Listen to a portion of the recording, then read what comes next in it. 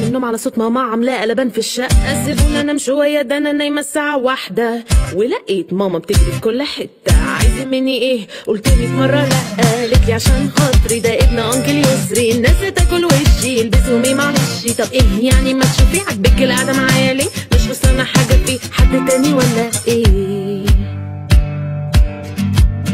وبنات كتير اتمنوا يجيلهم واحد زي وظيفة وشكله منصب وده غير مركز اهله. احترام اهتمام معرفش بنات ولغات ومواعيد في الجامعة. بتقولي عنده شقة وكده يجيبلك شبكة. مش قادرين يفهموا ان انا مش موافقة. اللي فاكرين كده بيحبوني بصراحة حاسة كده عايزين يبوني. قلت اكمل دراستي فتقولي حبيبتي كبرتي. كل اصحابك بقى مخطوبين ده حتى بنت اختي. قلت لها اتجوز كده استحالة حتى لو عنده شقة وهيجيب لي غسالة.